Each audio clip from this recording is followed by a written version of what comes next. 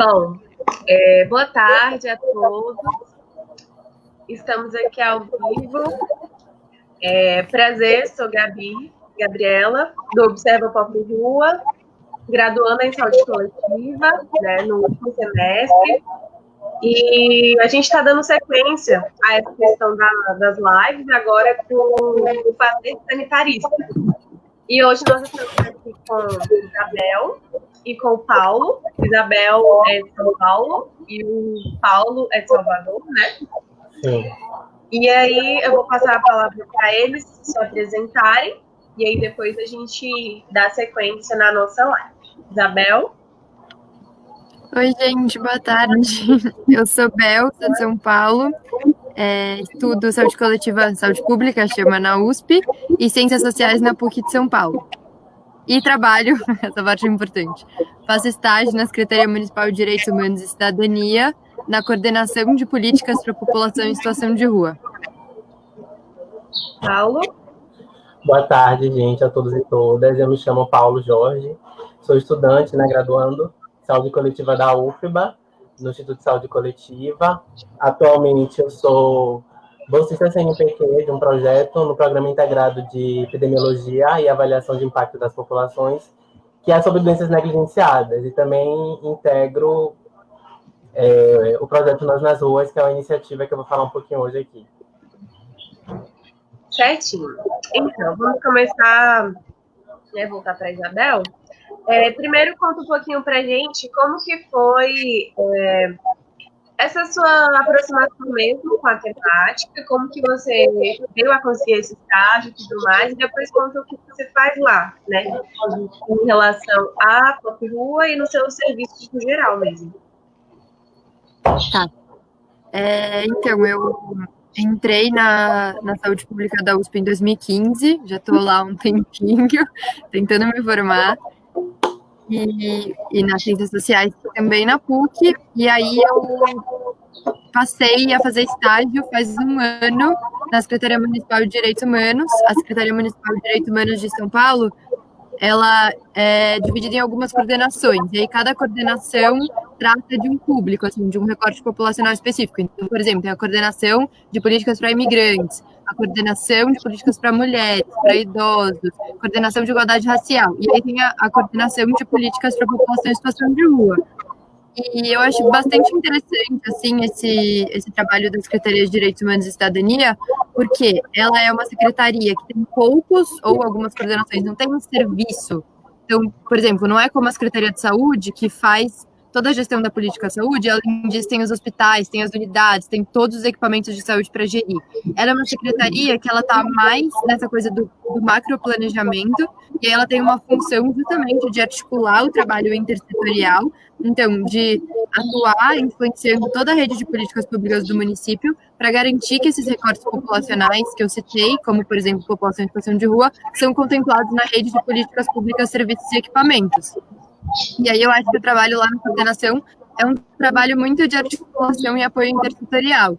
Então, sei lá, tem alguns projetos que a gente toca junto com a Secretaria do Trabalho, muita interlocução com a Secretaria de Saúde, interlocução também com a habitação, tem linhas de frente, assim, bem diversas, e acho que agora, na pandemia, a interlocução com a Secretaria de Saúde tem sido bem forte, né, tipo, tem sido, assim, um ponto importante, e tem muita interlocução também com a Secretaria de Assistência e Desenvolvimento Social, porque a Secretaria de Assistência e Desenvolvimento Social é ela que tem a maior parte dos equipamentos e serviços que são mais acessados pela população em situação de rua, porque são equipamentos e serviços que são específicos para esse público, né? E a gente é bem interessante, está sendo um grande aprendizado para mim estar lá como sanitarista, podendo entender um pouco esse trabalho intersecretarial da rede de políticas do município de São Paulo. E, já de antemão, pergunto, quais foram os principais desafios que você enfrentou, desde o começo até agora? Você diz, tipo, a minha atuação lá dentro ou o trabalho da coordenação? A sua atuação, né?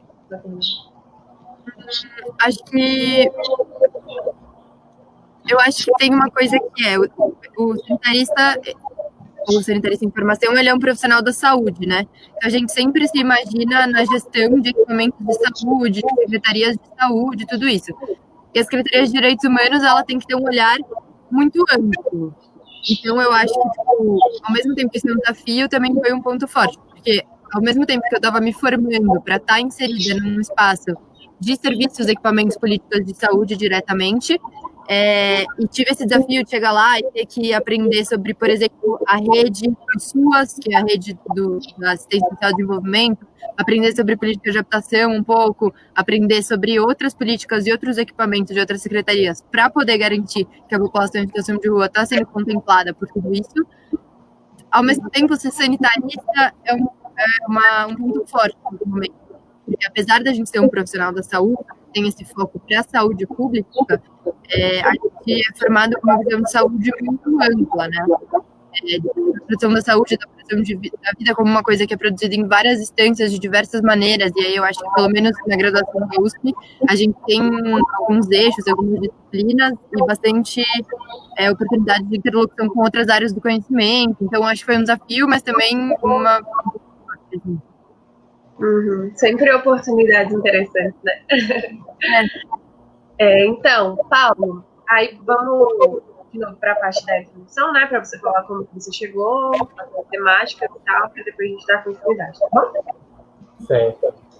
Bom, a forma como eu hoje digo que estou tendo uma experiência de atuação com a Pop Rua, ela é bem interessante, porque surgiu no bojo mesmo de qual seria o nosso lugar enquanto universidade, enquanto profissionais da saúde, especificamente da saúde coletiva, qual seria o nosso papel, né?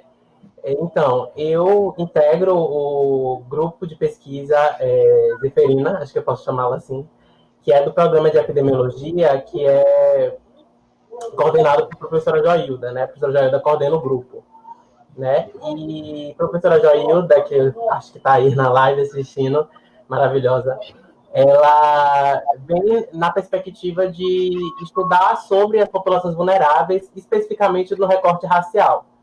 Então, a gente é um grupo que se destaca dentro do Instituto por estudar as populações quilombolas, né, especificamente, mas a gente, desde o ano passado, vem entendendo, aí nós realizamos o primeiro seminário de saúde da população negra, que, assim, a gente não pode se limitar, né? Eu acho que quando a gente fala de questões estruturais, como o racismo, a gente acaba ampliando o nosso escopo de atuação. Então, a população em situação de rua já era uma população de interesse, né, para a gente trabalhar. A gente já estava com alguns projetos, que era de tuberculose. O grupo ele tem essa perspectiva de trabalhar com as doenças infectocontagiosas, que é a linha de pesquisa, né, de professora Joilda Neri.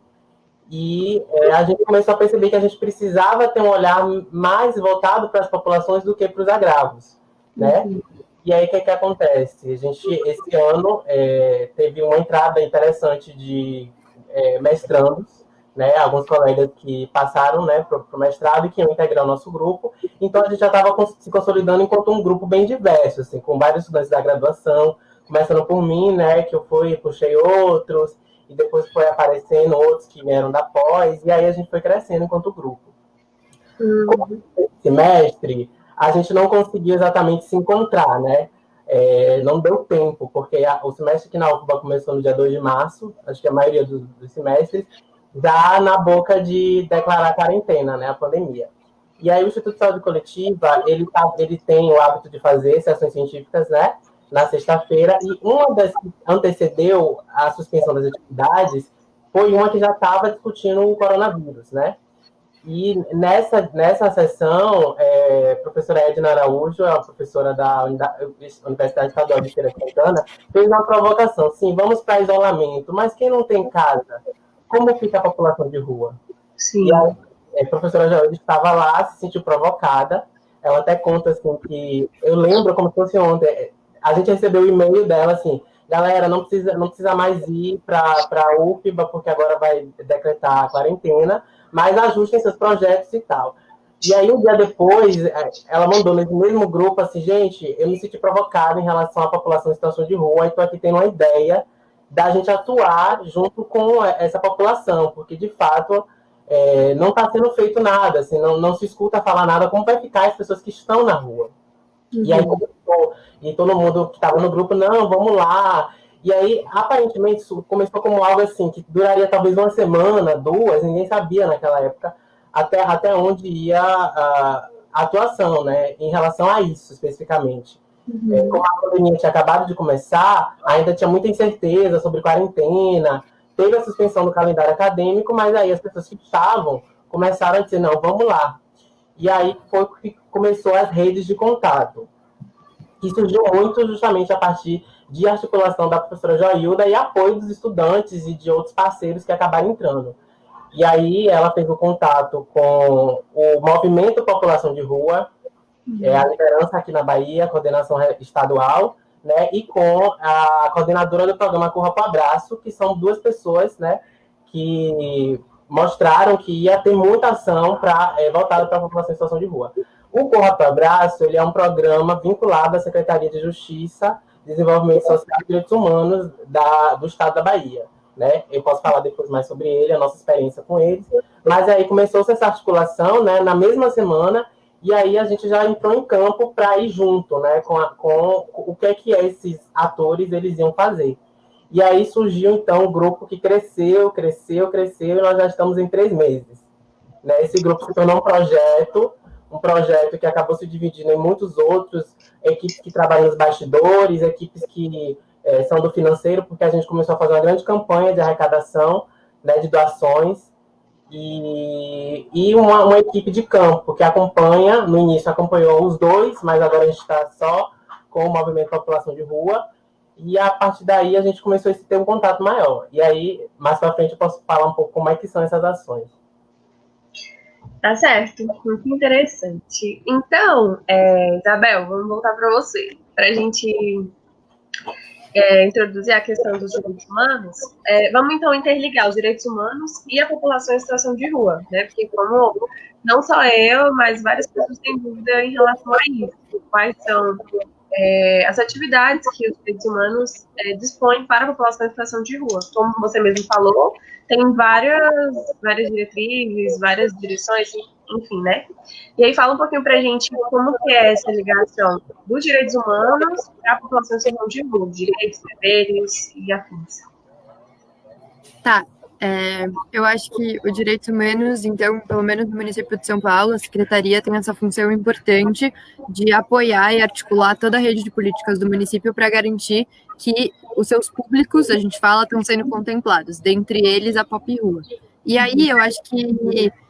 Então, tem várias frentes da Secretaria de Direitos Humanos, a coordenação, que são em conjunto com outras frentes. Por exemplo, um dos projetos muito legais, tipo o Xodó, lá da coordenação, é um projeto em parceria com a área da cultura, que chama Circuito Cultural. Então, a coordenação organiza, tipo, junto com a cultura, junto com a assistência social, que é quem faz a gestão do centro de acolhida. Organiza visitas a equipamentos culturais do município para a população que está acolhida no centro de acolhida. Então, organiza essas visitas, tipo, articula com o museu, articula com o transporte, dá essa possibilidade para as pessoas que se interessarem em passarem dias no museu. Acho que é uma coisa muito importante que a coordenação faz. Ou, por exemplo, tem o POT Pop Rua. Não sei se vocês sabem o que é POT, se no município de vocês também chama assim, eu imagino que sim, que é o programa Operação Trabalho, né? Então, que cria bolsas de inserção e qualificação profissional. Daí tem vários tipos de projeto. Daí a gente tem o POT Pop Rua. A gente faz a gestão de algumas vagas, são específicas para a população em situação de rua, então tem um processo ali de seleção, que é basicamente por ordem de inscrição, de interesse. A pessoa, ela vai para uma oficina, então tem uma oficina legal que a gente faz parceria, que é uma oficina de moda sustentável, daí ela aprende esse ofício da produção de roupas a partir de, tipo, retalhos e coisas que seriam jogadas fora, então essa pegada da moda sustentável. Ela ganha uma bolsa auxílio, esse projeto dura até 2 anos, e junto com isso é um projeto, então, com a Secretaria de Trabalho, também em parceria com a educação, porque enquanto a pessoa está na vigência dessa bolsa de qualificação profissional, ela também tem inserção no CIEJA, para completar os estudos de onde ela estiver parado. E aí, enfim, eu acho que é um projeto que tem muitas intenções, assim, tanto de recuperar a autoestima das pessoas, quanto de conseguir gerar renda, qualificar profissionalmente. E aí, eu acho que o intuito principal do projeto é que essa pessoa dar mais ferramentas para essa pessoa, depois que acabar esses 2 anos, que é o prazo máximo que cada pessoa fica no projeto, ela poder, tipo, conseguir um emprego, tá mais qualificada, tá mais segura, tá com mais ferramentas para isso. Aí, acho que tem coisas da coordenação, tipo seminários, tem uma coisa importante dos direitos humanos que é de produzir e disseminar conhecimento. Então, acho que direitos humanos tem esse papel muito relevante de combater o preconceito, né, na sociedade em geral. Então, de fazer formações em diversos espaços para tentar discutir um pouco com a sociedade em geral o que é a população em situação de rua, entender um pouco de onde vem essa população, desmitificar um pouco essa coisa da população em situação de rua como a primeira-dama do estado de São Paulo recentemente falou, não sei se vocês viram esse vídeo feliz, que é a população de rua, porque, enfim, né, todos esses preconceitos que a gente está tentando disputar. É um trabalho muito amplo, assim, acho que, de modo geral, a melhor forma de descrever é de fazer projetos bilaterais ou até com mais de uma secretaria para garantir isso, porque a gente sabe que as redes de políticas municipais, por exemplo, a rede de saúde, o SUS está aí, a saúde é universal, então todos os municípios do Brasil têm que ter inserção na sua unidade básica de saúde, tem que ser cuidado, tem que ter acesso, mas a gente sabe que isso não necessariamente acontece. Então, eu acho que os direitos humanos, ele dá esse apoio para a rede de políticas do município para garantir que a população em situação de rua não só tem o seu direito assegurado, como é previsto em lei, enfim, né? As políticas não excluem essa população a priori, mas que se criem formas de inserir, de fato, essa população na rede de assistência dos municípios, na rede de políticas de trabalho, de cultura, de tudo isso. Acho que é fundamental, assim, a Secretaria de Direitos Humanos, porque ela permite esse olhar mais focalizado para as vulnerabilidades que cada recorte populacional está sujeito, e mais do que para as vulnerabilidades, para as necessidades que se criam a partir dessas vulnerabilidades, né? Então, tem sido, para mim, um grande aprendizado estar lá. A equipe da Coordenação de Políticas para a População em Situação de Rua no município de São Paulo é uma equipe muito legal, sou fã. O pessoal tá animado lá. Acho que é isso. Não, e assim, São Paulo é enorme. Então, se a gente for parar para pensar, a dimensão da população em situação de rua do estado é imensa, né? A Cracolândia, que é um lugar inigualável, igual aqui em Brasília, a gente tem o setor comercial, né? Que é um local onde fica concentrado uma grande parte da população em situação de rua. Porém, não chega nem aos pés da Cracolândia.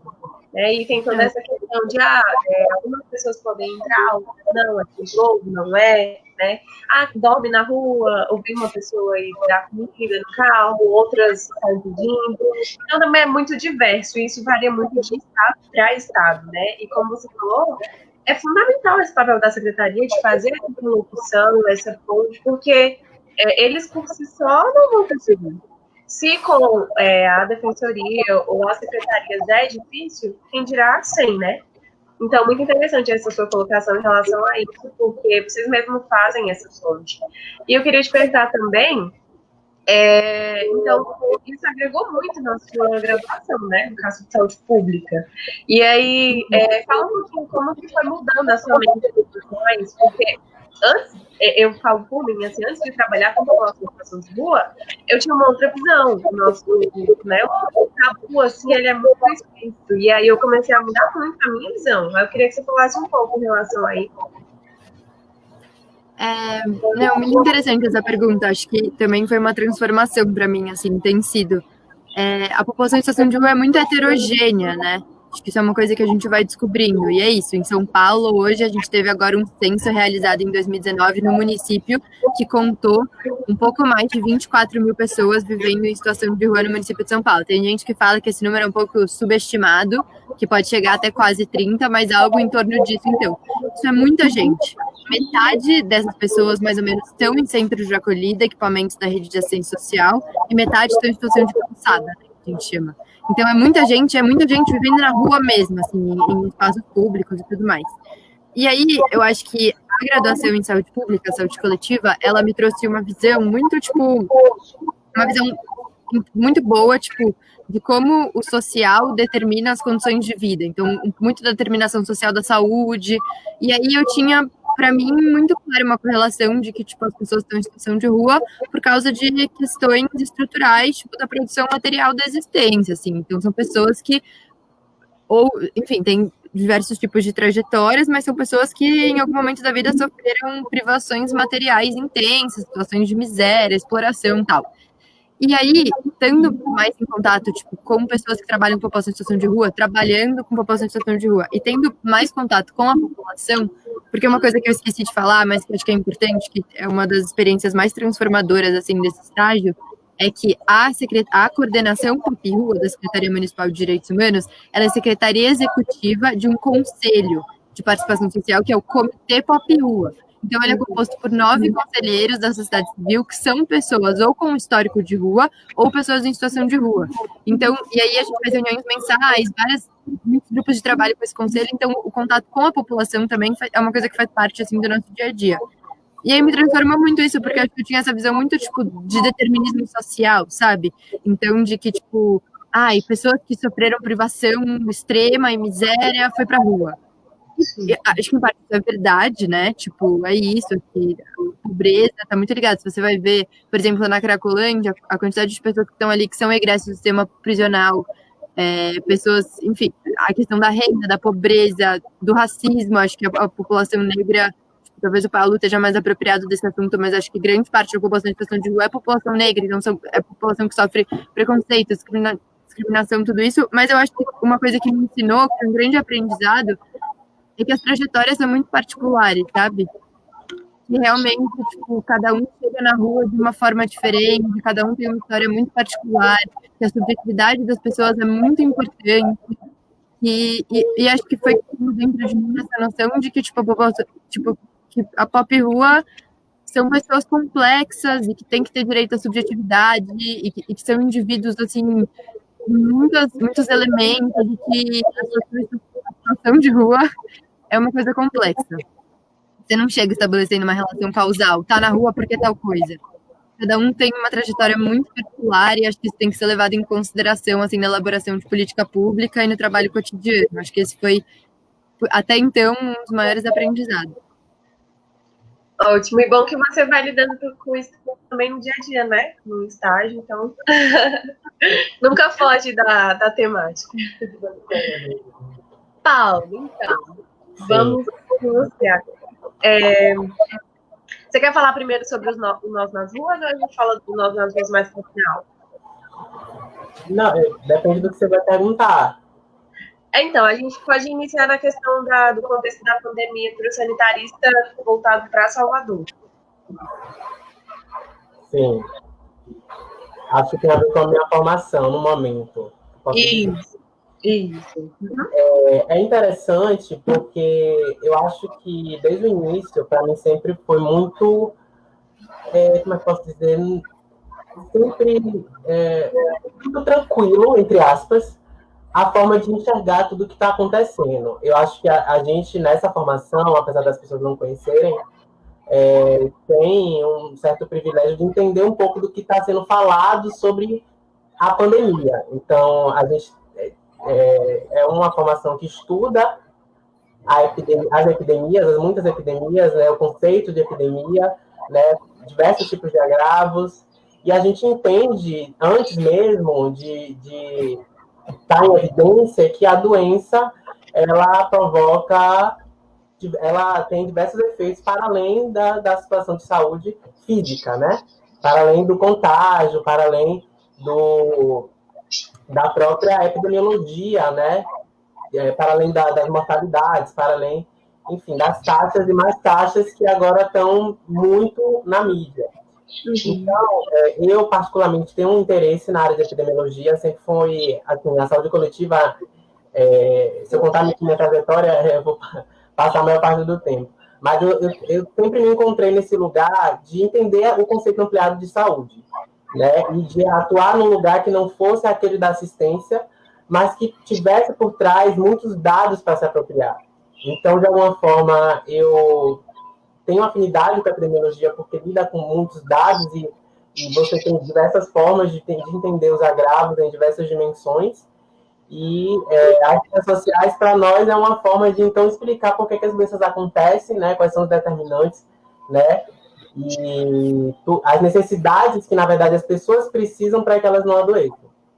Então, aqui em Salvador, especificamente no Instituto de Saúde Coletiva, surgiu a iniciativa, né, da Rede Convida, que é uma rede em parceria com o Estado, de acompanhamento, né, da UFBA e da Fiocruz, né, representando pelo DAX, né, que é o Centro de Dados, né, da Fiocruz, e tem professores do Instituto que estão participando. Como a gente não teve um tempo de semestre muito...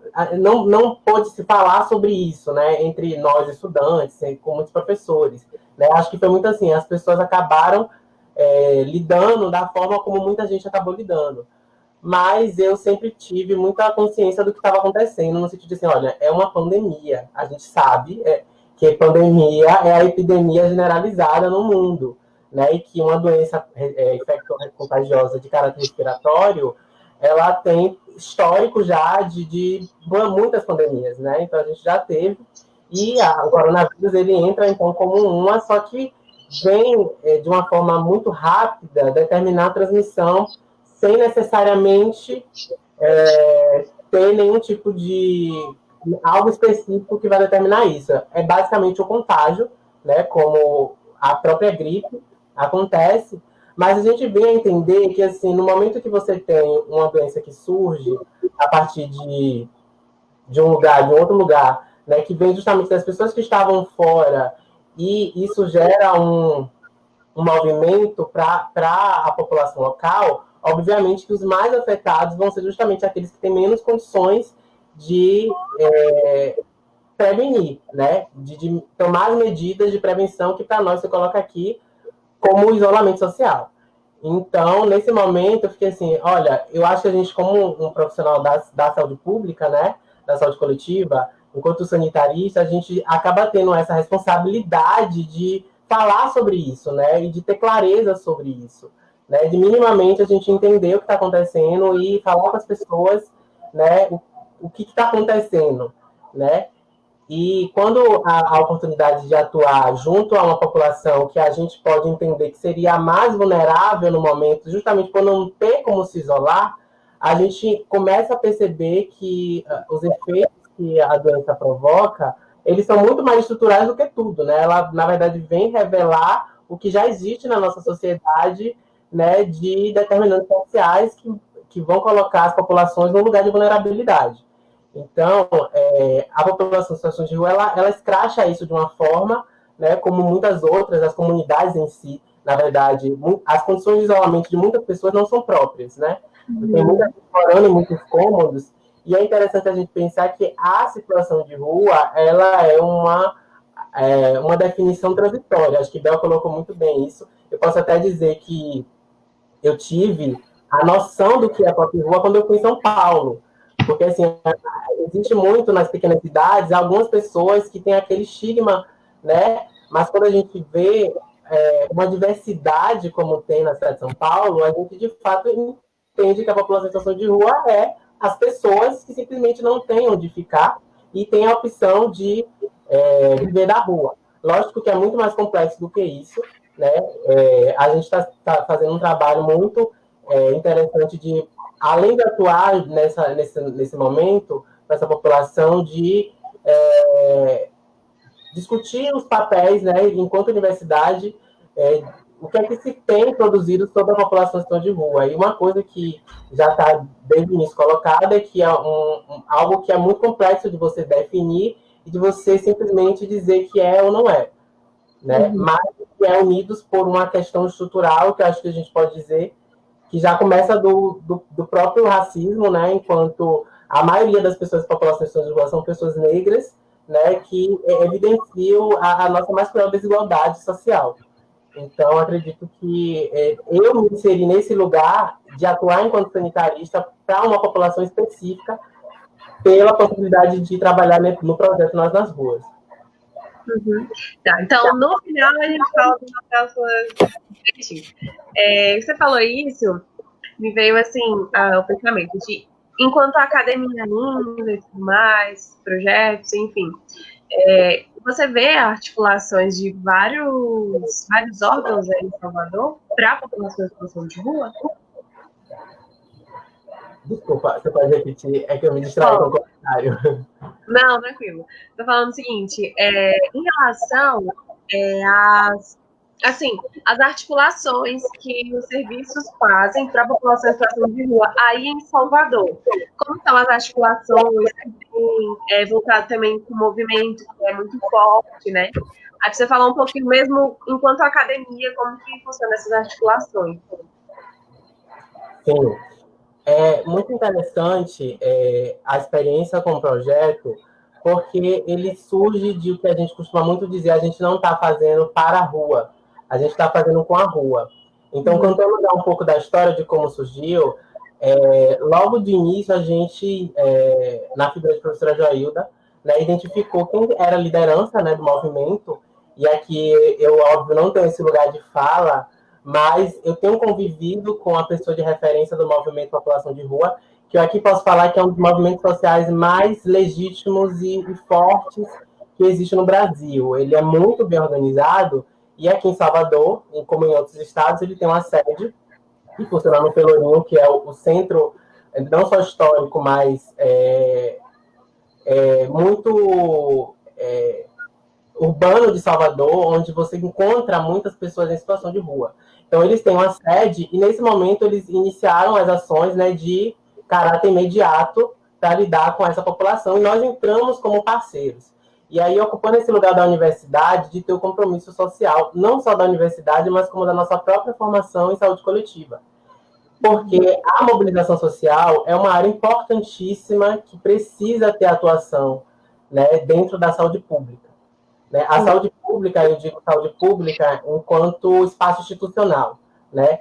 Uma vez que você está numa situação não só de emergência, mas a gente então, tem a saúde coletiva, está nos evidenciar que o conceito ampliado de saúde vai além dos espaços institucional, essa parceria com o movimento social, ela vem mostrar isso. A gente não está necessariamente atuando junto com a Secretaria de Saúde, mas a gente está atuando junto ao movimento social que está fazendo pelos seus, né?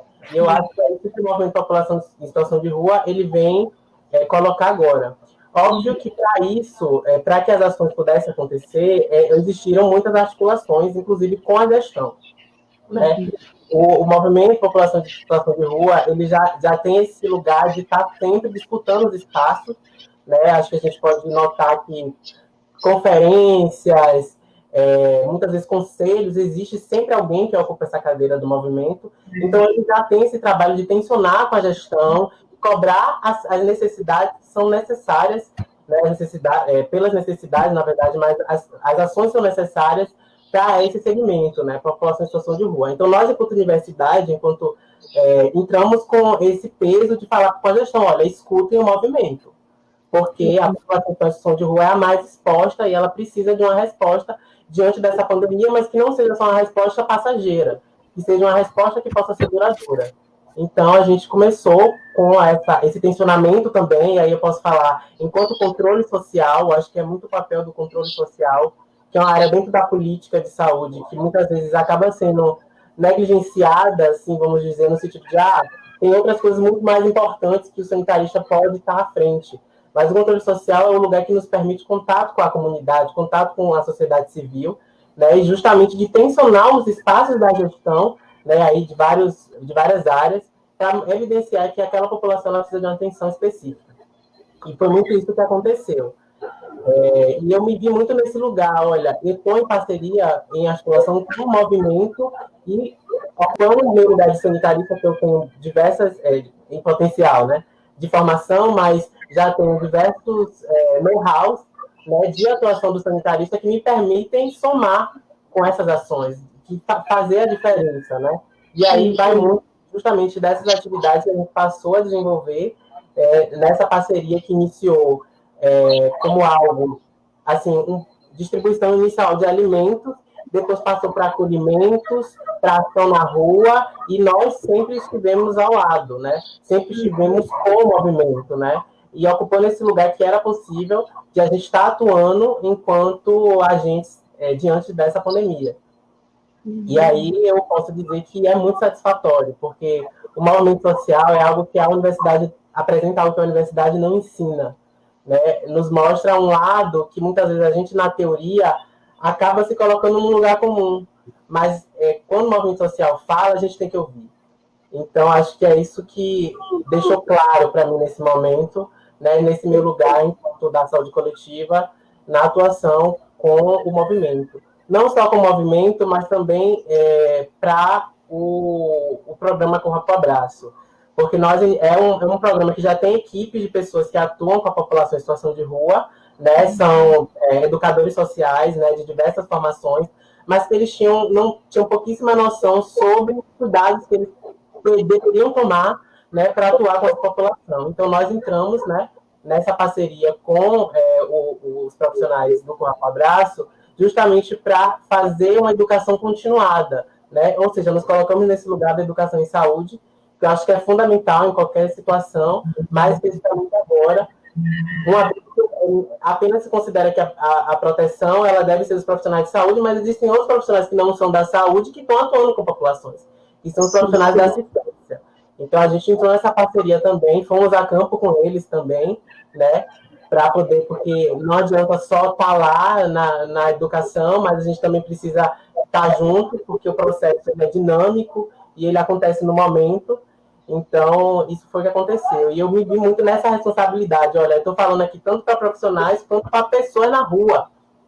Então, de exercitar esse diálogo, qual é o diálogo que eu devo fazer diante dessa situação de pandemia e como falar sobre a situação do coronavírus de uma forma que aquela pessoa ela se sinta própria, né? Que ela consiga ter a compreensão. Como eu posso dizer, olha, tudo bem você não ter onde ficar, mas se você tiver uma máscara ou como você se higienizar, é importante que você faça isso. Então, a gente entrou muito nesse diálogo com várias iniciativas que surgiram a partir das ações em diversos espaços, seja na rua, ou seja nas filas de distribuição dos alimentos, ou nos espaços de acolhimento institucional, que foram, acho que talvez, as 3 grandes frentes que o movimento atuou e continua atuando nesse processo. Muito interessante. E a gente também que observa, sabe também que, da mesma forma que o movimento tem seu papel, os estados também contam com outras opções, por exemplo, Salvador tem a Defensoria Pública, que é muito forte, né, nessa questão. Então, eles têm aonde recorrer. Claro que nem todos vão até lá, mas grande parte tem como recorrer e vai até a Defensoria para conseguir inúmeras coisas. São Paulo mesmo tem um local lá que eles, alguns moradores, né, estação de rua, ganharam apartamento e tudo mais.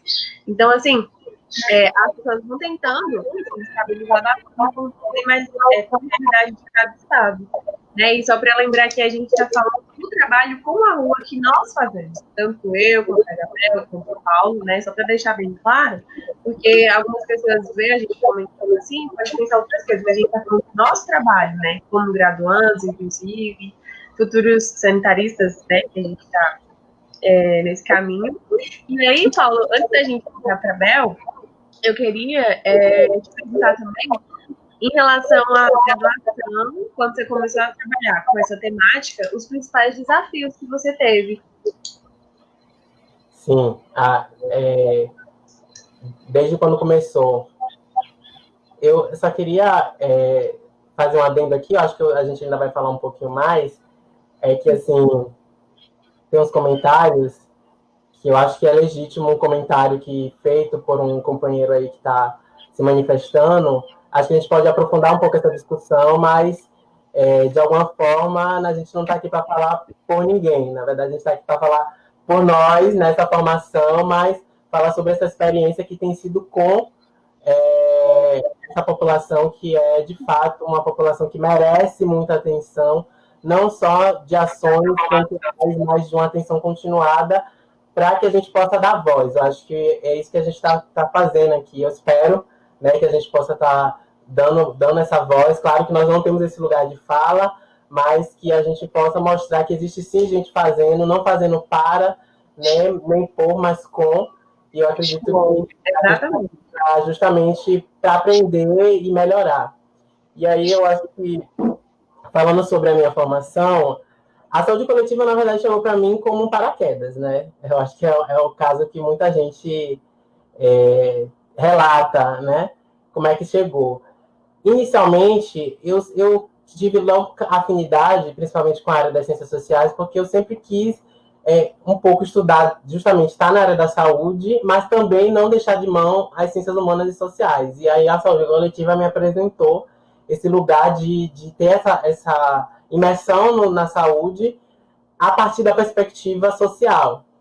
E eu digo que, assim, acho que talvez um dos meus principais desafios foi, desde o início, conseguir entender, acho que, o que é esse sanitarista, né? Quem é esse perfil profissional e por que não é só pessoas que são dessa formação que têm esse lugar. Então, acho que para mim foi muito importante estudar um pouco da história da saúde pública e entender que a gente tem um lugar diverso, acho que a gente não consegue simplesmente se resumir nessa ocupação, que na verdade é uma ocupação, né? Sanitarista é uma profissão de ocupação, e que tem muitas pessoas que estão ali por prática, né? Estão na prática ou por especialização, mas que tem esse título, mas que não resume a saúde coletiva, né?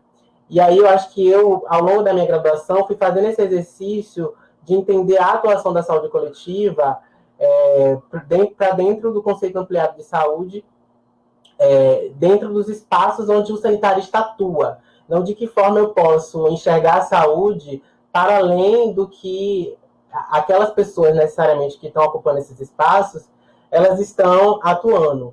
Então, eu digo, para mim, planejamento é algo assim, eu fujo do planejamento, o planejamento corre atrás de mim. Mas porque é um fazer que é fundamental para a gente, né, da saúde coletiva, e que o que eu preciso é, a partir dessa teoria, né, que é fundamental para atuar na saúde coletiva, né, enquanto sanitarista, trazer a bagagem que a graduação em saúde coletiva, que é um campo de saberes e práticas, né, diverso, que entende a saúde de uma forma ampliada e holística, e como eu poderia, então, casar isso e levar isso até as pessoas, né? Mostrar que a gente precisa fazer mais e que o que está sendo feito não é suficiente, né? O projeto não terminou com a concepção do SUS, né? Na verdade, ele começou, mas a gente ainda não chegou ao que de fato foi aquele movimento da reforma sanitária, que talvez tenha sido um movimento que deu o conceito, né, para o que hoje a gente chama de saúde coletiva. E dentro dessa formação existem áreas diversas. Eu acho que conciliar isso talvez foi o maior desafio, onde eu me vejo nesse lugar. Apesar de eu dizer assim, eu tenho muita afinidade com a epidemiologia, estudo muito a epidemiologia, mas eu não tenho como não enxergar a política, eu não tenho como não enxergar o que é que de trás, dentro das ciências sociais, está ali, né? Seja o que for, assim, que a gente esteja atuando, mas eu consigo fazer isso. Então, acredito que esse foi um desafio e, ao mesmo tempo, uma superação, né, dentro da graduação. Que legal. Então, o Paulo vai descansar um pouquinho agora, vamos voltar para a Bel. Bel, eu queria que você falasse um pouquinho sobre os serviços socioassistenciais, né, em relação ao seu território, assim, de onde você faz estágio, e falar um pouquinho da atenção básica, dos desafios, assim, né, das barreiras e tudo mais. Assim, não precisa expandir muito, mas só nesse tempo que você está, o que você tem visto, como que tem sido, né, o trabalho de você em relação a isso. Tá. Então, pensando na população em situação de rua, na rede de assistência, né, que se destina à população em situação de rua no município de São Paulo, eu acho que deve ser relativamente parecido com o que é nos outros municípios. Então, tipo, tem o centro de acolhida, e aí você tem algumas tipificações dessas vagas de acolhimento, né, porque acho que, aí, não sei, posso estar falando besteira, mas pelo que eu aprendi até então, você tem diferentes tipos e formas de acolhimento da população em situação de rua em equipamentos públicos, a depender de uma escala de autonomia, então de organização da vida da pessoa. Então você tem aqueles centros de acolhida mais clássicos, que tem tanto vagas 16 quanto 8, que é o pernoite, né, quanto 24 horas, e aí são centros de acolhida em que a pessoa tem menos autonomia, até outras tipificações de equipamentos, como são, por exemplo, eu não sei se tem no município de vocês, os Autonomia em Foco. E aí são centros de acolhida que muitas vezes abrigam famílias, em que você tem ali uma cozinha, a própria pessoa faz o alimento dela. Então você tem toda essa rede de acolhimento, que é bem ampla. Acho que a rede de acolhimento no município de São Paulo ela é bem grande, e ela está se expandindo, tipo, por exemplo, com a pandemia foram criadas, tipo, acho que chegou a 1.000, não sei se chegou a 1.000 vagas, mas a última vez que eu olhei tinha chegado a umas 500 vagas de acolhimento, e também todas as vagas após a pandemia, que eram 8, 16 horas, viraram 24 horas, e a ideia é que isso se mantenha após a pandemia. Mas mesmo sendo uma rede enorme, uma rede que com certeza não dá conta da demanda, porque a população em situação de rua, ela vem crescendo, e no município de São Paulo ela vem crescendo num ritmo absurdo, e acho que agora, na pandemia, a gente vê muitas famílias que estão indo para a rua porque até conseguem, tipo, pagar um aluguel, mas não tem mais acesso ao alimento, e aí tem que ficar no centro de São Paulo, em situação de rua, para ter acesso à rede de distribuição de marmitas que a prefeitura também tem feito. E aí você tem essa rede dos centros de acolhida, você tem o centro POP, né, que são esses centros, tipo, mais de convivência diária, em que você consegue ter ali um tipo de apoio para a população em situação de rua, no sentido de onde chegam denúncias, onde as pessoas vão para tirar documentação, enfim, são ali esses centros de apoio, de convívio diário, tem os núcleos de convivência também, que tem meio esse sentido do convívio durante o dia, e deixa eu pensar, centro de acolhida, centro pop, núcleo de convivência, eu acho que é isso, assim, de acolhimento. E aí você tem isso, a rede de assistência social, né? E aí você tem a rede de saúde.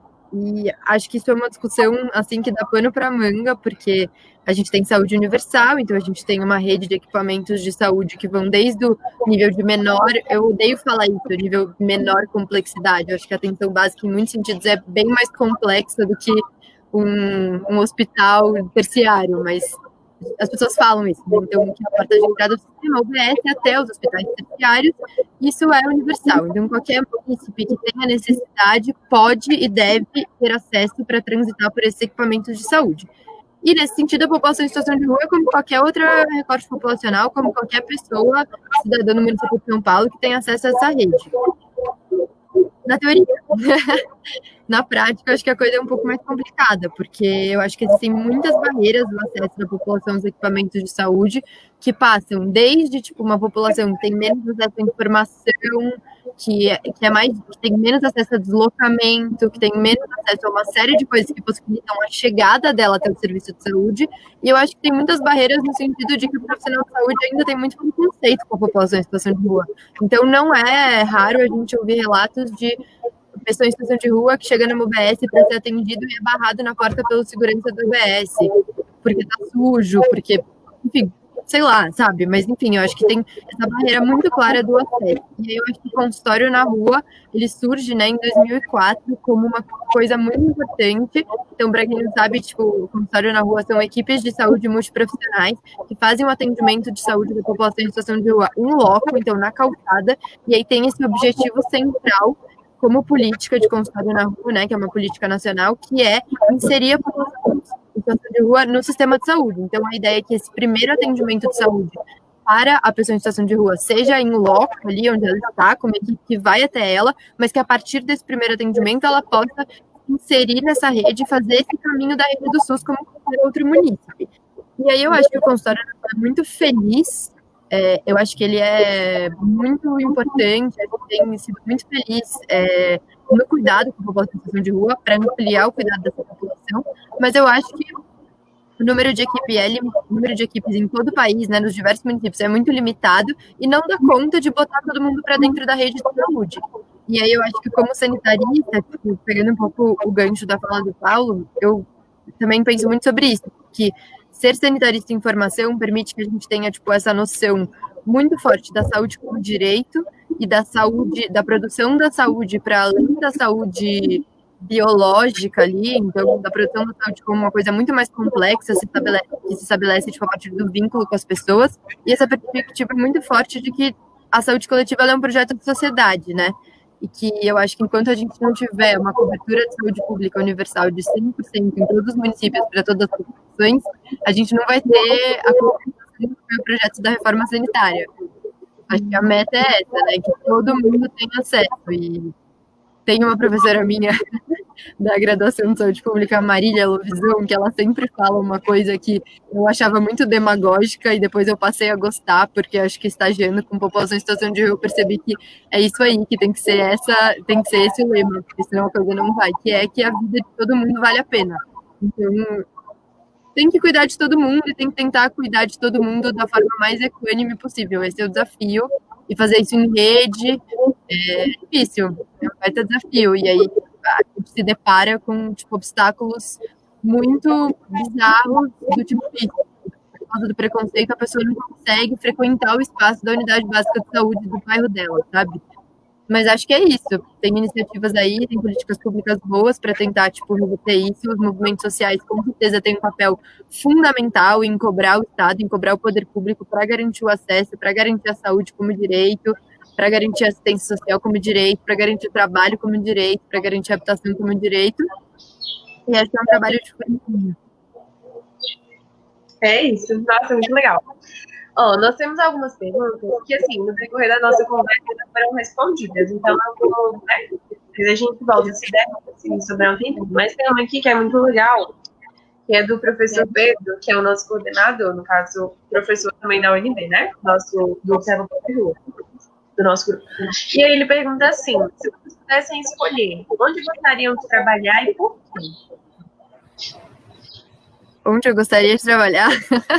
Você pudesse escolher, pensando já, né, estando formada, se pudesse escolher onde atuar, onde seria?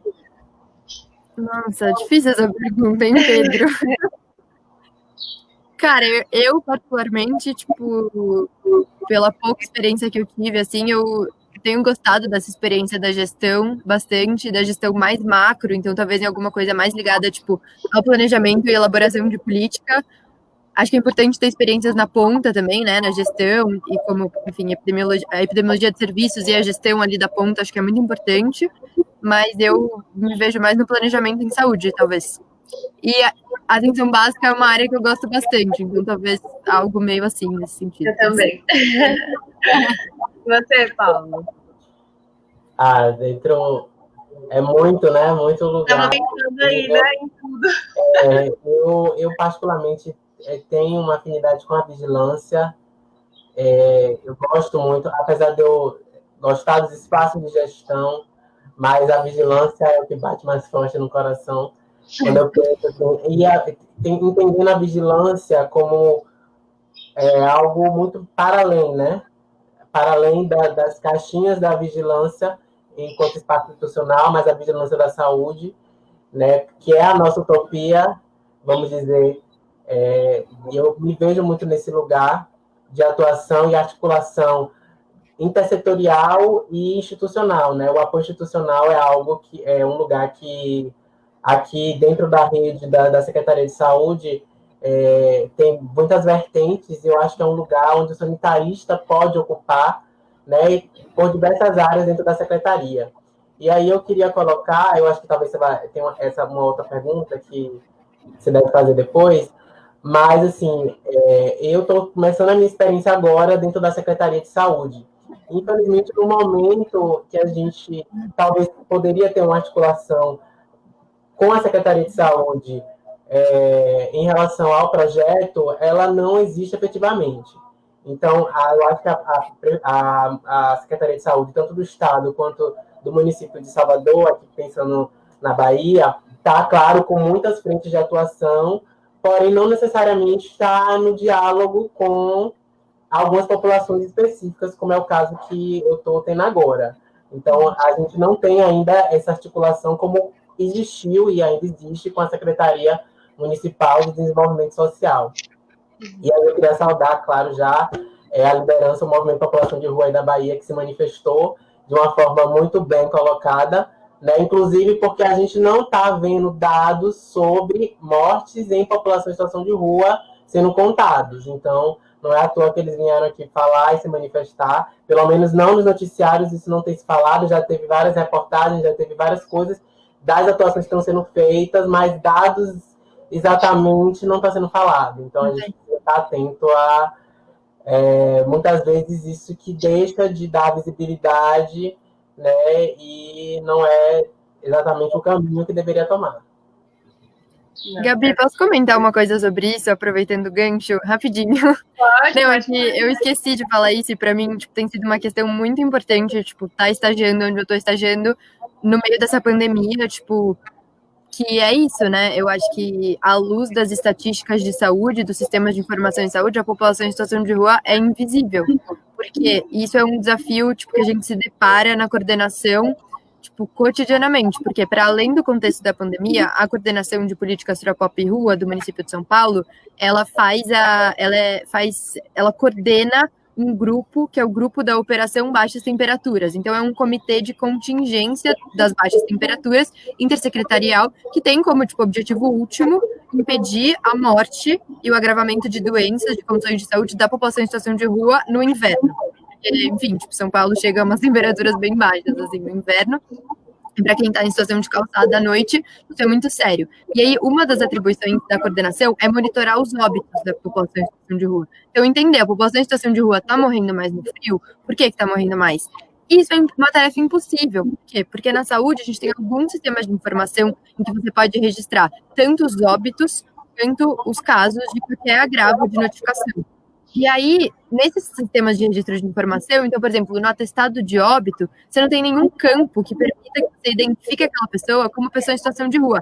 E aí, no contexto da pandemia, a mesma coisa acontece, porque você tem ali os sistemas de informação, por exemplo, da vigilância, o ESUS-VE e o CIVEP-GRIPE. São fichas de notificação de doença, de agravo, e não tem nenhum campo que permita você identificar a pessoa como uma pessoa em situação de rua. Então, tipo, essas pessoas são invisíveis. E aí, como que a gente protege, como que a gente produz cuidado e como que a gente zela pela prevenção e proteção da população em situação de rua nesse momento de pandemia se a gente nem sabe nada. É uma população invisível, isso é muito sério. Sim. E como vocês colocaram no começo, foi uma coisa muito de repente, né? Então, assim, o Estado nenhum estava preparado para receber uma pandemia desse tamanho, né? E, assim, Salvador também é um estado grande, né? Salvador é enorme. Se a gente for parar para pensar, tem a parte, né, da população que tem um poder aquisitivo maior, da parte que tem um poder aquisitivo menor, mas tem também essas pessoas que necessitam disso e que o Estado precisa estar ali, correndo, frente a frente e tudo mais, né? E lembrando também disso, eu quero que o Paulo fale agora sobre o Nós nas Ruas, para ficar de forma assim, bem clara o que é, para que se alguém tiver dúvida, se alguém estiver assistindo tiver dúvida do que é, perguntar também. Sim. Então, o Nós nas Ruas foi o projeto que deu nome a essa iniciativa que surgiu a partir dessa parceria com o Movimento População de Rua, né, a Coordenação Estadual do Movimento População de Rua na Bahia, com o programa Corra para o Abraço e com a Universidade Federal da Bahia. Então, na nossa figura, enquanto professores e estudantes. E não só da Universidade Federal da Bahia, na verdade, a gente conta também com uma docente da Universidade do Estado da Bahia e com outras colegas que são de outras universidades, né, particulares. Então, foi um grupo que se tornou grande. Atualmente, a gente conta com 40 pessoas num grupão, e dentro desse grupão a gente tem subgrupos. Um grupo que acompanha as ações de campo, né, atualmente só com o Movimento População de Rua, e outro grupo que trabalha dentro das comunicações. Aí, se vocês já quiserem aí dar uma olhada no Instagram, a gente tem um perfil chamado Nós nas Ruas, né? Deixa eu só olhar aqui direitinho Não. É Nós nas Ruas, no final, underline. O nome do perfil. Uhum. E a gente tem a galera que está só na parte de fazer os kits, e tem também um financeiro. Então, a gente recebe doações, sim, doações monetárias. Tem uma pessoa que fica só responsável de arrecadar, né? Então, a gente faz a mensagem, vai mandando para os nossos contatos. Começou assim, né? Atualmente, a gente acho que já passou de 20 mil, se eu não me engano, só de doações. Que são kits. Como é que são essas doações? Então, a gente se junta junto ao movimento População de Rua nas itinerâncias que são feitas diariamente. As ações a campo, elas são durante toda a semana. Atualmente a gente está de terça a sexta. No início chegou a ser final de semana, feriado. Eu lembro que eu fui no 1º de maio, numa ação noturna, né? Quando começou, primeiro foram os pontos de distribuição. Então aí a Secretaria de Desenvolvimento Social do município de Salvador entrou como um apoio para usar a sede do movimento para fazer a distribuição de quentinhas, né? E a gente entrou para conversar com as pessoas que estavam na fila sobre a pandemia. Então, naquele momento, as pessoas não sabiam.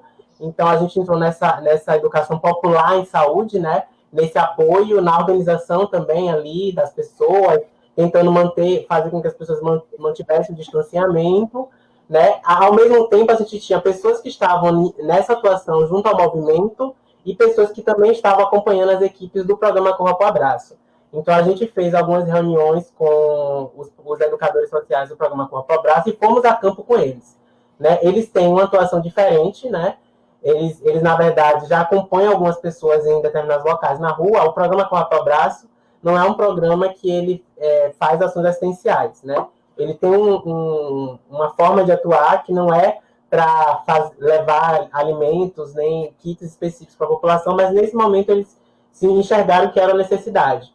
Então a gente também juntou com eles nessas ações e fomos sempre atualizando a equipe sobre quais os cuidados que a equipe tinha que manter nessas ações. Cuidados com o carro, cuidados entre eles, então com as máscaras, quais eram as máscaras que eles deveriam utilizar, então quais cuidados com as máscaras, a gente foi atualizando em relação à pandemia, né? E, por outro lado, com o movimento, a gente ia a campo mesmo. Então, começou com essas ações de distribuição das refeições, até que o movimento foi para a rua, né? Eles fecharam provisoriamente a sede e continuaram tensionando e com nós de apoio, né? A Secretaria do Município de Salvador, a Secretaria de Desenvolvimento Social, né, para que outras iniciativas fossem feitas. Então, aí, começaram a abrir, mais ou menos em março, abril, várias unidades de acolhimento institucional, e o movimento entrou nessa de acompanhar esse processo e catando necessariamente os lugares onde teriam pessoas na rua em Salvador, e pessoas que quisessem serem acolhidas. Então, começou esse trabalho, a gente foi acompanhando eles também. Teve ações que foram noturnas, teve ações que foram diurnas, até que abriram hoje, se eu não me engano, são 20 unidades de acolhimento, algumas que já cresceu de uma forma exponencial mesmo. Aí a Secretaria entrou, a partir desse tensionamento do movimento, respondendo à emergência, e nós, ao longo dessas ações, a gente sempre tem feito a doação dos kits, né? Atualmente a gente, na verdade, tem feito doações de kits, nós já doamos quase 5.000 kits. São kits de higiene, porque o que acontece? Existe as unidades de acolhimento, mas os pontos de distribuição, eles se espalharam pela cidade. Então, ele saiu do movimento... Os kits são compostos pelo quê, Paulo? Só para você não perder assim, o gancho. Os kits, eles são compostos pelo quê? Então, como eles estão já recebendo refeições, a gente entra como um kit de higiene. Então, a gente faz as compras de pasta de dente, sabonete, álcool em gel e até papel higiênico, e a gente monta esses kits. Já teve doações de várias empresas que vieram kits, mas a gente remaneja os kits e aí entrega às pessoas que estão nesses pontos de distribuição. Então, as pessoas recebem esses kits de higiene e é o que a gente pede de doação, né? Não só kits de higiene, mas máscaras também. Já doamos muitas máscaras, né? Os kits variam muito, a depender do que doação a gente arrecadou, o que foi adquirido, mas são kits que são voltados para isso, entendendo que essas ações elas são emergenciais, né? E higiene, agora no momento da pandemia, é algo fundamental, que para a pessoa que está na rua é muito difícil, né? Muito difícil. Então, a gente oportuniza isso para que minimamente as pessoas elas tenham algo para se higienizar e evita ao máximo. Óbvio que a prevenção não resolve os problemas da população em situação de rua, mas ao mesmo tempo a gente está ali observando, né, quais são as condições daquelas pessoas. A gente já teve um caso que foi acompanhado de uma pessoa que estava numa situação muito precária no centro da cidade, precisou fazer uma articulação que durou um dia inteiro, porque simplesmente o serviço de emergência não quis responder, Então, aí os professores tiveram que acompanhar e tensionar até que ele fosse encaminhado para a rede. Então, existe ainda essa dificuldade de conversa com a rede da saúde no município de Salvador, mas com a rede da assistência ela tem se mantido, né? Então, os pontos de distribuição têm acontecido todos os dias e nós entramos com essas ações que fazem a distribuição dos kits ou que, se precisar, vai nas unidades de acolhimento. Então, eu diria que a gente provavelmente já conseguiu visitar a maioria junto com o movimento, observando também quais são as condições dessas unidades, conversando com esses profissionais que estão trabalhando nessas unidades. Então, essas têm sido as nossas iniciativas. Nossa, e o nas ruas, ele vai virar um documentário, né? A gente tem registrado, o Instituto de Saúde Coletiva tem um jornalista, né? Tem uma equipe de comunicação lá que deu essa ideia, né? Já que é algo tão bonito, né? É algo que o nosso grupo cresceu e que a gente precisava documentar. Então, é um projeto que vai virar assim, um documentário falando um pouco sobre como se deu isso, como está se dando.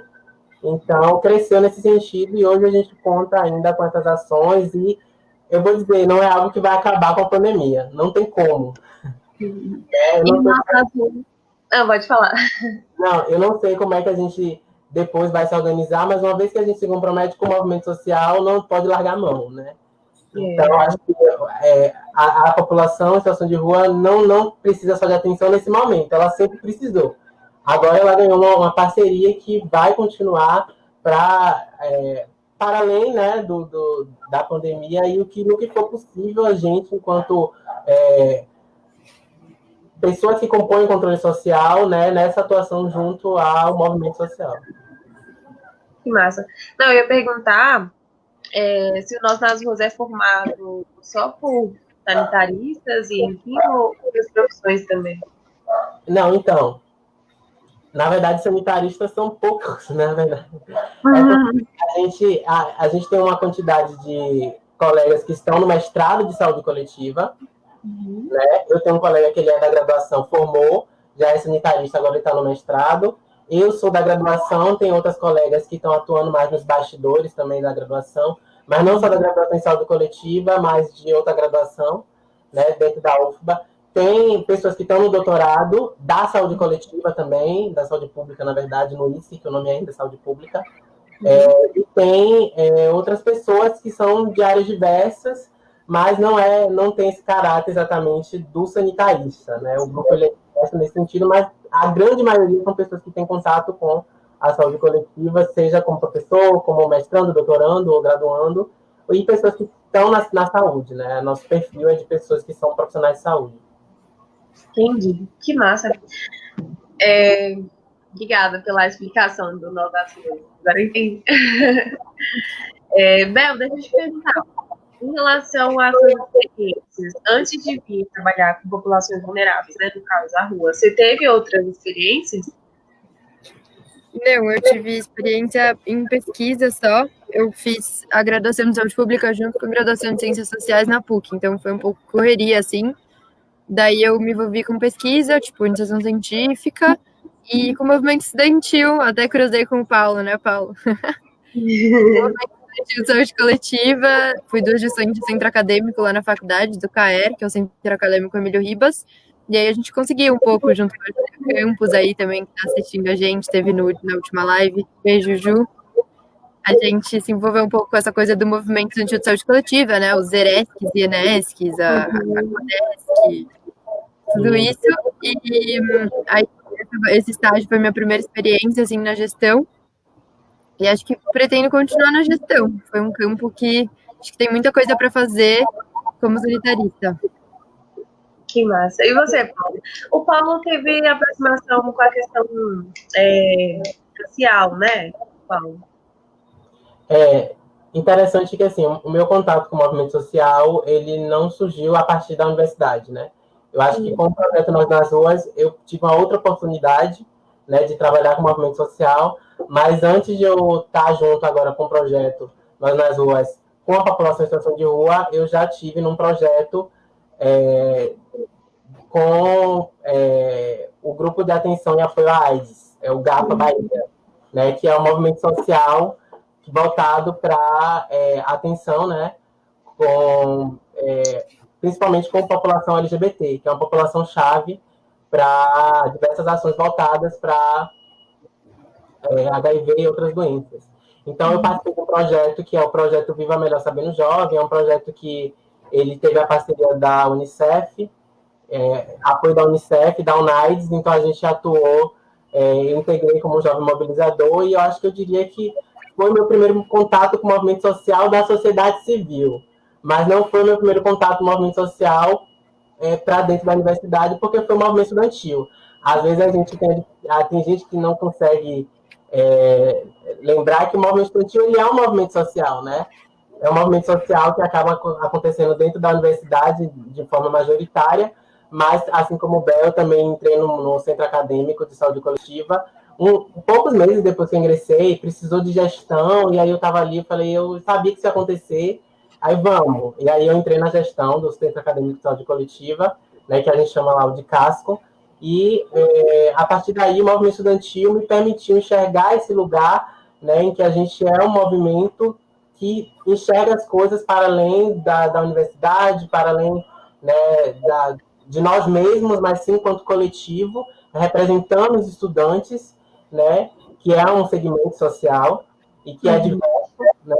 Então, foi meu primeiro contato nesse sentido. Então, aí, essa vida política, acho que eu posso dizer, ela foi acompanhando a minha formação, porque a gente, ao mesmo tempo que está ali naquele processo de teoria e prática da graduação, a gente tem outras possibilidades de enxergar o outro lado, né?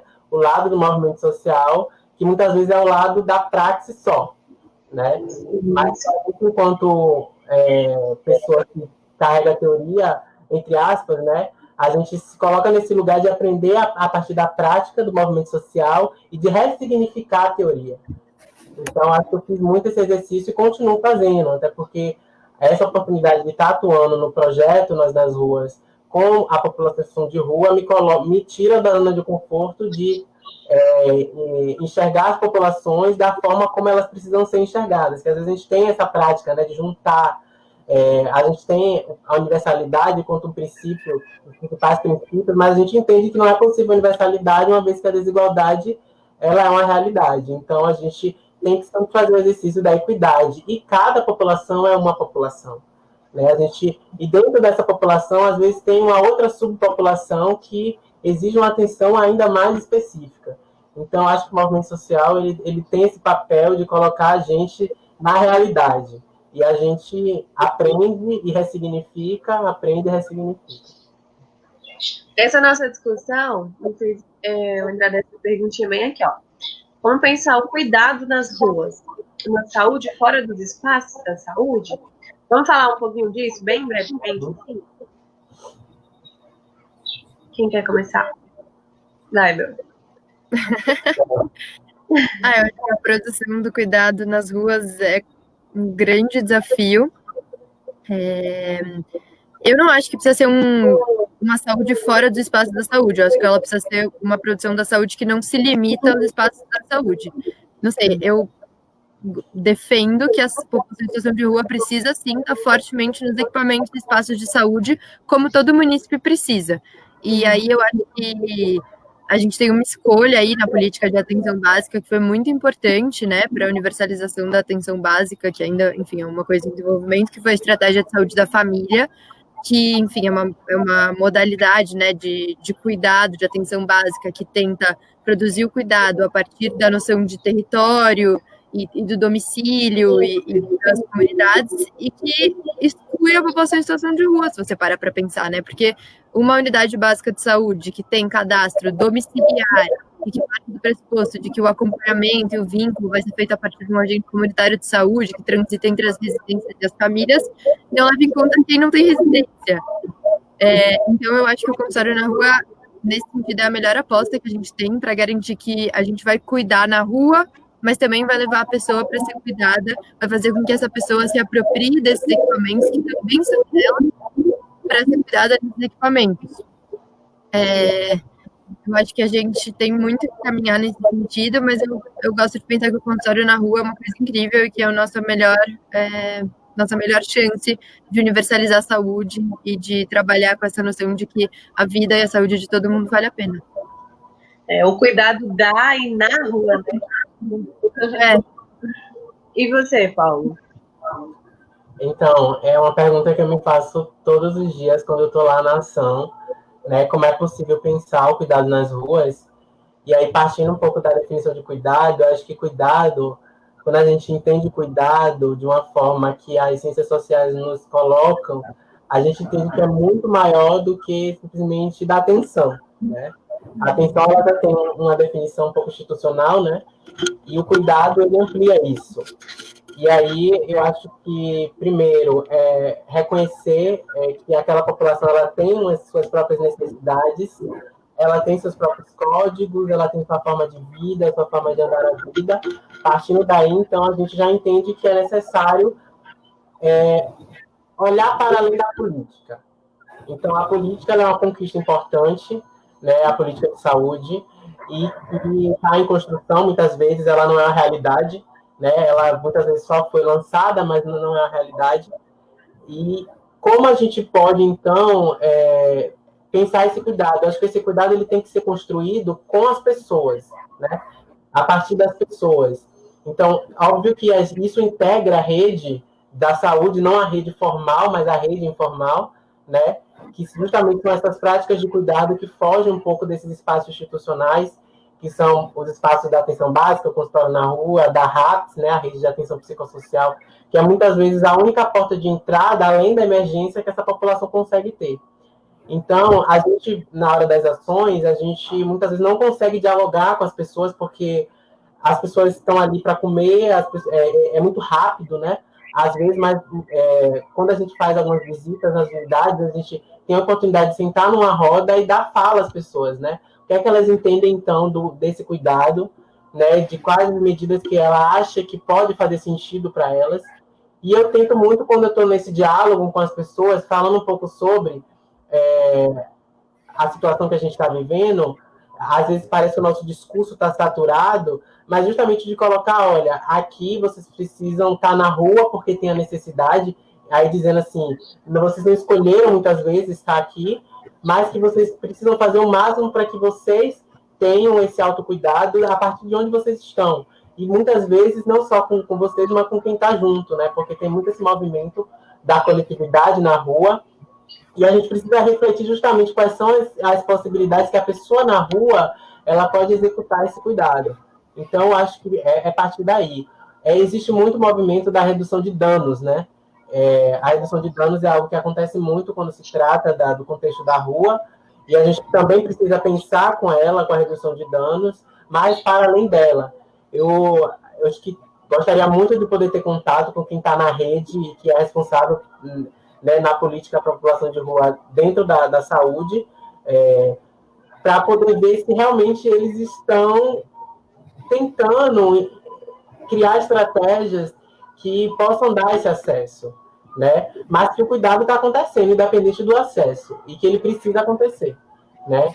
Então, acho que é muito esse lugar que a gente tem de fazer o que é possível para que chegue dentro do contexto que existe, a partir das necessidades que se colocam naquele momento para aquela população que muitas vezes não tem só a exposição à própria pandemia, né? Mas que tem outros problemas, né? Que continuam. Então, acho que é nesse caminho. Olha, essa daqui é só para mostrar, essa da Câmara, ela é também do Observa Pop Rua, ela é formada em saúde coletiva e hoje ela está no mestrado, né?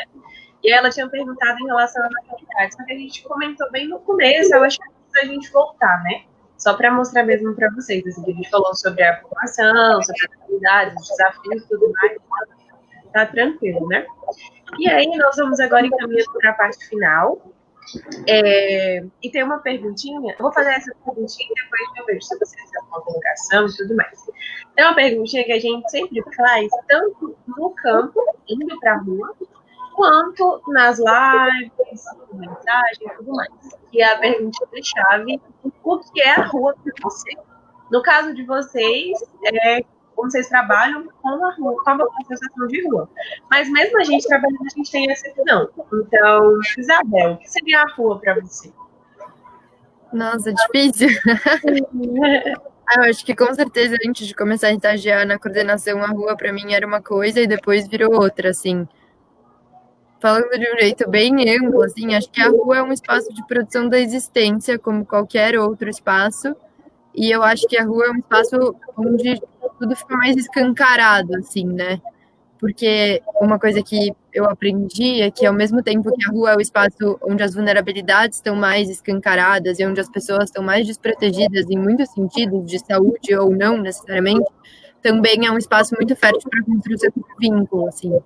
E acho que isso é uma coisa que eu já ouvi de algumas pessoas que têm histórico de rua ou que têm situação de rua, que você sai da rua, mas a rua não sai de você.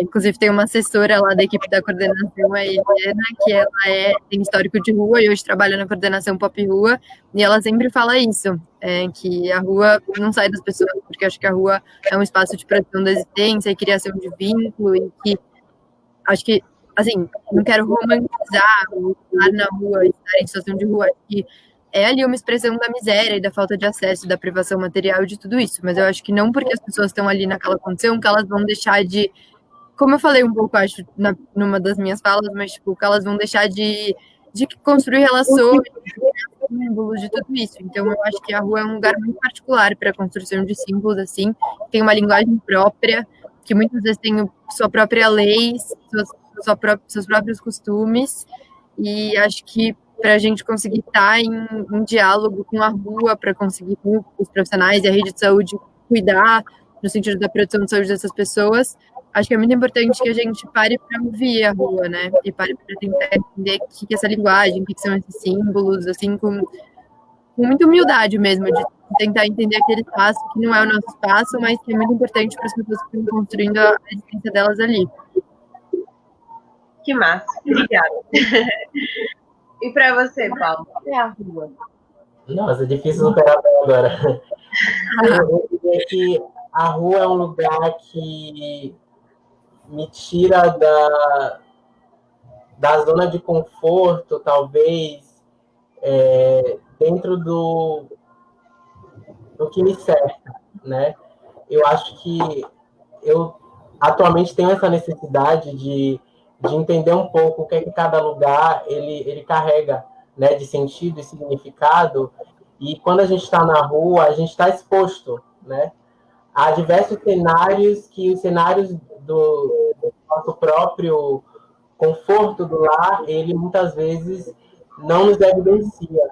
Então, eu digo que a rua é o lugar onde eu reconheço a necessidade de atuar para uma população que é a população que tem a ver comigo, porque a gente precisa reconhecer que a rua é um produto, né, da desigualdade, fruto do racismo que vigora no nosso país, eu acho que em todo mundo, né, a população em situação de rua ela não é um evento local, na verdade ela é um evento conjuntural, né, de conjuntura, mas ele é global, em diversos países tem diversas conjunturas diferentes, mas que aqui no Brasil ela se evidencia, acho que da forma mais cruel que o racismo traz no nosso país. Então, quando eu estou na rua, eu falo com aquelas pessoas e aprendo com elas, né? Me enxergando enquanto uma pessoa que tem muitos privilégios e que não posso simplesmente estar bem a partir do momento que eu vejo outras pessoas que têm muito pouco ou nada. Então, eu acho que a rua é, sim, como o Bel disse, é um lugar de produzir também muitos significados, produzir sentido de existência, produzir o próprio direito ao território. Eu acho que a rua é um território onde a gente precisa entender que é do coletivo, né? Eu acho que ele traz esse sentido. Eu tenho aprendido muito com essa atuação com o movimento População em Situação de Rua, né, de reconhecer que, às vezes, a rua é o lugar onde aquela pessoa se encontra e ela tem direito a estar na rua. Ela tem direito no sentido de direito à cidade, mas que ela precisa que as necessidades dela sejam atendidas. E muitas vezes não vai se resolver só com um acolhimento, então, ou com uma refeição diária. Então, é esse lugar que muitas vezes a gente não, dentro da academia, a gente acaba não conseguindo incorporar, mas que quando a gente vai para um território que ao mesmo tempo é de todo mundo e é de ninguém, que é a rua, né? A gente então sai da caixinha. Então eu digo que é um lugar que me tira da caixinha, né? E de ter um compromisso com tudo que eu acho que estrutura a nossa sociedade e que ali está na nossa cara. Que massa. Ficou bem explícito. Eu não falei, mas pela minha cara dá para perceber, ficou bem explícito que nós e a rua, nós temos esse contato, assim, enfim, a gente recomenda demais. Tanto que a gente não comentou sobre, mas o pessoal da graduação que puder ter um contato com populações vulneráveis, inclusive com população em situação de rua, é muito, muito interessante, né? E pela fala da Isabel, do Paulo, enfim, isso é muito, muito rico, enriquece muito mais, até porque, como vocês mesmos falaram, a gente precisa pensar a saúde fora da caixinha também, a gente não fica só nesse quadradinho, né? A gente precisa ver a população em volta, e, enfim, trabalhar com a população em situação de rua é muito isso. E antes de agradecer e tudo mais, eu quero perguntar se vocês querem acrescentar algo, deixar um recado. Não, acho que eu queria só muito rápido tocar num ponto que eu não toquei, que é mais referente à pandemia, que eu acho que a gente tem muito ouvido como orientação, assim, das autoridades públicas, do governo federal, nem isso, né? Mas, por exemplo, dos governos aqui em São Paulo, estadual e municipal, fique em casa, usa máscara, lava a mão, como as formas possíveis, né, as ferramentas aconselháveis para a população se proteger dessa pandemia de coronavírus. E aí, quando a gente fala de população em situação de rua, o fique em casa já, tipo, de casa. E aí, nesse sentido, ser sanitarista dá um campo de visão bem amplo para a gente poder pensar sobre as muitas contradições que estão, tipo, inerentes nisso aí. No sentido de que, tipo, não sei, quando a gente pensa nessa doença, por exemplo, tem isso, né? Fala, fica em casa, lava a mão, passa álcool gel, usa máscara e tem que tomar cuidado com os grupos de risco, que são os idosos, os hipertensos, os diabéticos e não sei o quê. Então, que a gente ainda, tipo, na saúde pública e nos espaços institucionais da saúde pública e no poder público em geral, a gente tem uma visão muito restrita e biologicista da saúde, que não entende que a saúde é produzir determinada socialmente. Então, é isso, né? Tipo, a gente vai falar de risco aumentado com relação a essa pandemia. Saiu agora recentemente um inquérito da USP em parceria com a Universidade de Pelotas, financiado pelo Fleury, com apoio do Ibope, que mostra que você tem, por exemplo, em São Paulo até agora, 11% da população que já foi exposta ao vírus. Então, você tem uma prevalência de 11% da doença. E aí, eles fazem alguns recortes nessa estatística, que é, por exemplo, se você filtra esse número de porcentagem de pessoas que já tiveram um contato com o vírus, se você filtra isso por escolaridade, ou se você filtra isso por raça, cor, ou se você filtra isso por de subprefeituras ricas versus subprefeituras pobres, isso muda drasticamente. Então, você tem em bairros ricos 5% da população teve contato com o vírus, em bairros pobres 25%. Então, será que, de fato, quando a gente fala de coronavírus, a gente tem que olhar só para os idosos, os hipertensos e diabéticos? Será que uma pessoa em situação de rua que tem diabetes tem o mesmo risco com relação ao coronavírus do que uma pessoa que mora sei lá, que tem condições mais privilegiadas, também diabético? E eu acho que, tipo, a saúde coletiva é um campo do conhecimento que torna isso muito claro para a gente. A gente já olha para essa pandemia sabendo que a noção de risco ela precisa ser repensada. E que a noção de risco que a saúde pública institucionalmente opera é uma noção de risco muito ultrapassada, que olha para a saúde como um fenômeno biológico e não como um fenômeno que também é fortemente determinado socialmente. Aí eu acho que para falar de população em situação de rua e falar de pandemia, a gente precisa sempre desconstruir um pouco essas noções de risco, de vulnerabilidade. Então, começar a operar com uma epidemiologia um pouco mais crítica, porque senão não dá para cuidar. Valeu, Bel. E você, Paulo? Eu acho que o que a gente pode, eu acho que pensando no lugar, enquanto diversos sanitaristas que estão por aí, a galera da graduação, é que eu acho que a gente pode partir a partir de onde a gente está, né? do que é que a saúde coletiva até agora nos trouxe, é entender que nada do que está sendo feito ou do que não está sendo feito é algo que a gente não possa entender, né? Tudo tem um sentido de estar acontecendo, no sentido de que até a falta da ação do Estado é uma ação, né? A própria missão, no sentido de que essa pandemia ela tivesse uma resposta de fato significativa. E aí muitas vezes a gente tem esse lugar que é olhar para quem está precisando mais. Eu acho que a equidade nunca fez tanto sentido, e eu vejo que onde a gente estiver, que a gente apoie as iniciativas que estão surgindo de diversas comunidades, de vários projetos, como é o caso do Nós nas Ruas, né, que tem tentado fazer o que muitas vezes o poder público não consegue dar conta, mas que muitas vezes isso é algo que a gente pode fazer onde a gente está, né, no nosso lugar, né, com as pessoas que estão sem saber para que a lado olhar o que fazer. Eu estou vendo que tem muita confusão. Eu acho que o que é que pode ser feito, as pessoas estão achando que vai vir uma cura, sei lá, a partir de um medicamento, que a vacina vai simplesmente surgir, que todo mundo vai se imunizar.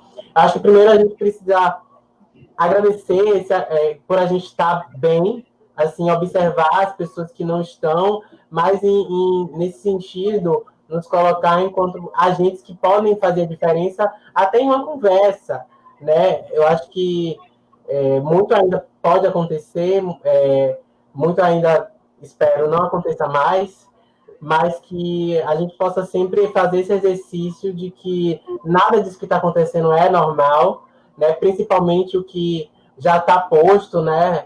As próprias condições de vulnerabilidade que já estão aí há muito tempo, mas que a gente possa, olha, essas ações elas são importantes para agora, mas que depois a gente possa mudar o que sempre esteve aqui.